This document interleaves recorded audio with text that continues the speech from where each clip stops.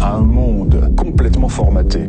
Des vieillards par l'âge ou des vieillards par l'esprit qui sont encore dans l'époque de la lutte anti-impérialiste des années 1950-1970. Les problèmes africains ne sont ni des problèmes économiques, ni des problèmes de développement. Ce sont des problèmes d'ordre politique et d'ordre sociologique.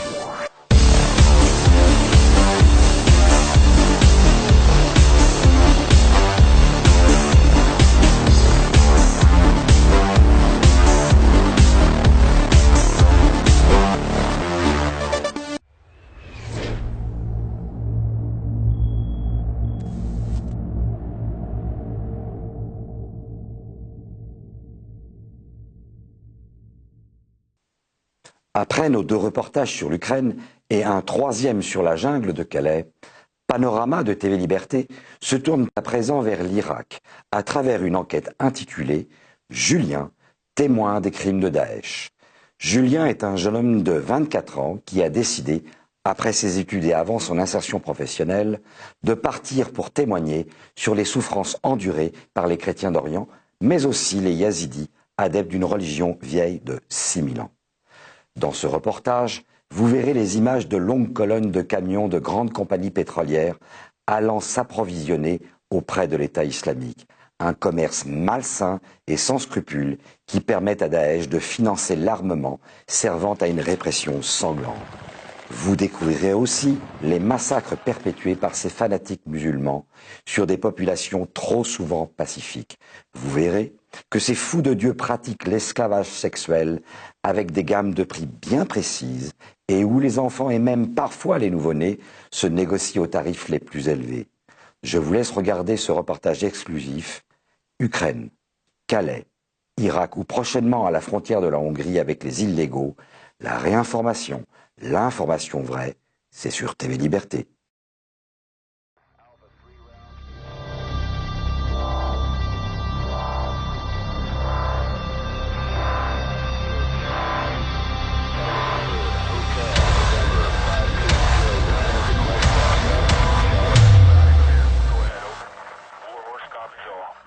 Me voilà sur le départ pour l'Irak, où je m'apprête à passer un séjour en immersion chez les communautés persécutées et réfugiées dans le nord du pays, le Kurdistan irakien. À travers mon parcours, mes expériences, j'espère pouvoir vous faire partager le quotidien de ceux qui y vivent, qui y souffrent, mais aussi qui y résistent, en ces temps particulièrement sombres et incertains.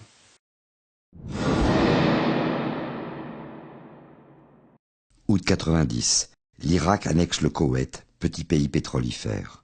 Février 91, contre toute attente, les États-Unis à la tête d'une immense coalition de 34 pays écrasent l'armée de Saddam Hussein. Ils justifient cette intervention démesurée par le témoignage au Congrès des États-Unis d'une prétendue infirmière koweïtienne, témoin d'un massacre de nourrissons par les troupes d'annexion irakiennes. Nous apprendrons plus tard que l'affaire des couveuses avait été montée de toutes pièces par le gouvernement des États-Unis. Ce prétendu témoin n'était ni une habitante du Koweït, ni une infirmière, mais tout simplement la fille de l'ambassadeur du Koweït, à Washington bien sûr. Bilan, plus de 200 000 morts irakiens pour 148 djihadistes. L'oncle Sam renforce alors sa mainmise sur l'économie pétrolifère du Golfe Persique. Mars 2003. George W. Bush, fidèle à son père, déclare une nouvelle guerre à l'Irak qu'il présente comme une conséquence du 11 septembre. Pour convaincre l'ONU, il prétend avoir la preuve que le régime de Saddam détiendrait des armes de destruction massive. Il s'appuyait sur des photos satellites, truquées bien évidemment. L'ONU reconnaîtra quelques années plus tard que ces armes n'existaient pas. Le gouvernement états-unien a encore usé de mensonges pour justifier une guerre du pétrole qui coûtera la vie à 122 000 civils, 40 000 soldats, dont 4 500 djihadistes. L'invasion mènera à la pendaison de Saddam Hussein et à la chute de son régime, célébrée de façon infantile et inconsciente par les grands médias états-uniens. Les États-Unis s'enlisent alors dans une guerre vaine, une guerre qui durera 8 ans. Une guerre contre un ennemi que le monde entier peine à identifier. Une guerre qui engendrera, en Europe, la plus grande migration orientale depuis les invasions musulmanes. Après avoir remplacé le régime sunnite de Saddam Hussein par un gouvernement chiite, ils laisseront derrière eux un pays en ruine, plus déchiré que jamais entre les différentes obédiences islamiques. L'Irak entre alors dans la phase la plus sanglante de son histoire. Le pays sombre dans le terrorisme tribal et le fanatisme religieux jusque-là contenu et contrôlé par l'ancien régime. 2014. Al-Qaïda est décapité par son enfant monstre, Daesh. Le groupe terroriste s'impose dans le sang à une vitesse fulgurante sur un territoire grand comme le Royaume-Uni. Un califat est alors proclamé, donnant naissance à l'État terroriste le plus étendu et le plus barbare de tous les temps.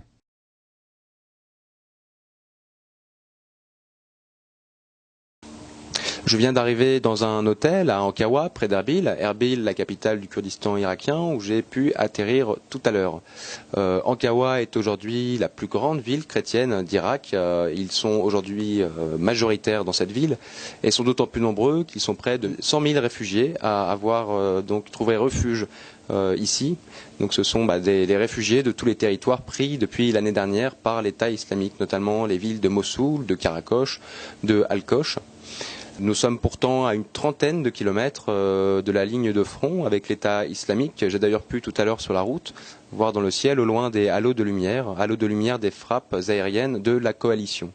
J'ai pu aussi rentrer en contact avec l'association SOS Chrétiens d'Orient. La mission irakienne de SOS Chrétiens d'Orient, car ils sont aussi établis au Liban, aussi en Syrie. Cette mission-là est composée en grande majorité donc, de jeunes étudiants qui ont décidé de venir en aide aux chrétiens et aussi aux yézidis. Les yézidis qui sont une communauté multimillénaire à la religion et aux traditions multimillénaires, qui sont eux aussi persécutés et ont été victimes de nombreux massacres. Je vais donc les suivre au quotidien dans les jours à venir sur le terrain dans leurs actions humanitaires. T'es parti pour 6 mois. Je te souviens que le pouce qu'on a fait, il était délicieux. Je suis en train de terminer. Nous sommes dans la maison ultra sécurisée de l'association où vivent en ce moment 10 jeunes durant les courts temps de pause qu'ils se donnent. Son emplacement est tenu secret.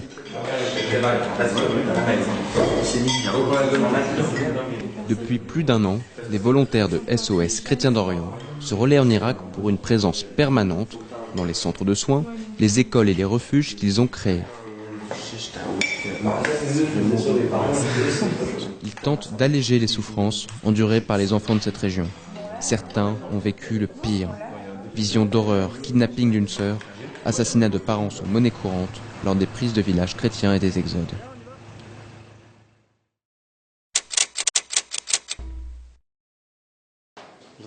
بطلنا بغداد حصلوا على قصف حصلوا على قصف يعني مش قصي ولا قصف بلوا على بغداد مثل هوانات بلوا على بغداد وين مثل على ضبخته وطريق اطفال قايم احداث حياه يعني بس انت بغداد وعادي ناشف شغلي وشلال وكل من دي يعني بغداد ظروف طبيعيه وظروف باشيه يعني بسيمه وكذا خكيوا لي قبشوله انا بالنسبه لي بحراساتي يعني حراسات هنا يعني كزاوية حراسات وكافنا في دكاننا فلاحين هنا بشغلنا.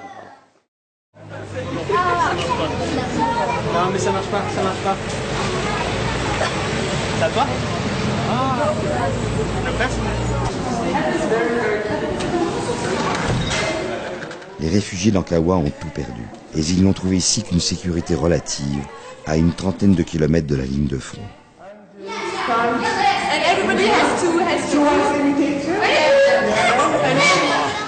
Mais le Kurdistan irakien est bien la seule région d'Irak en mesure de les accueillir, de les protéger et de leur offrir quelques produits de première nécessité. Le gouvernement fédéral du Kurdistan semble marcher peu à peu vers son indépendance, une société plus laïque, plus moderne et protectrice de toutes les minorités qui peuplent son territoire, grand comme le Portugal.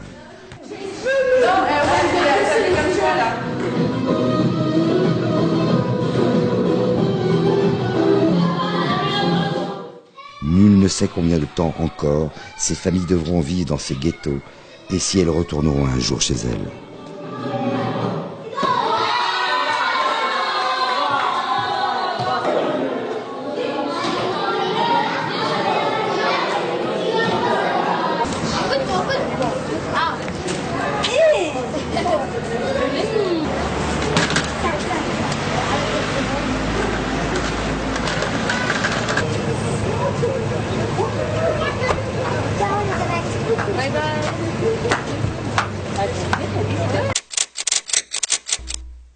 Je terminais un contrat d'un travail assez ennuyeux, faut le dire, et j'ai vu qu'un de mes amis était sur place et j'ai un peu discuté avec lui de la situation des chrétiens, de la situation internationale, qui m'intéressait déjà beaucoup car j'ai étudié les relations internationales avant. Et c'est vrai que SOS Chrétiens d'Orient est une des seules associations qui permet à des jeunes sans grande expérience humanitaire de pouvoir partir dans un pays en guerre, dans une situation extrêmement difficile telle qu'on vit aujourd'hui. Donc j'ai dit go, c'est une occasion à ne pas louper.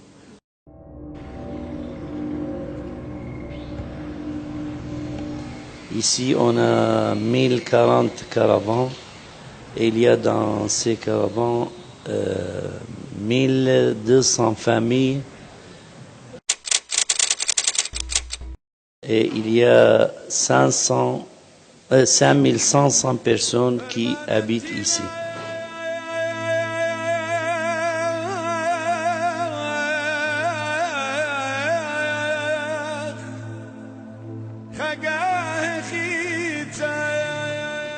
Toujours, ils ont l'espoir de retourner chez eux et ils aiment retourner chez eux.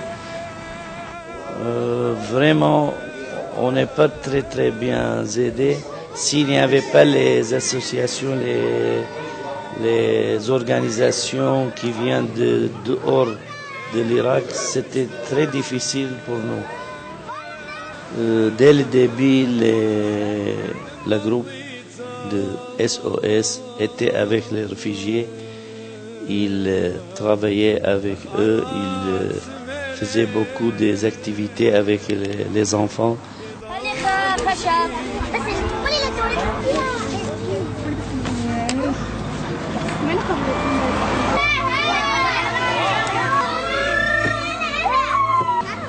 Nous sommes les victimes de Daesh. Ils ne savent que tuer. Nous, on a vécu des siècles avec les gens musulmans et on n'a pas pu vivre avec la paix avec eux. Moi, je demande au gouvernement, aux gens de France et de l'Europe qu'ils fassent attention à ces gens-là parce qu'ils sont très dangereux et on a peur que l'Europe et la France soient aussi un jour une victime de Daesh.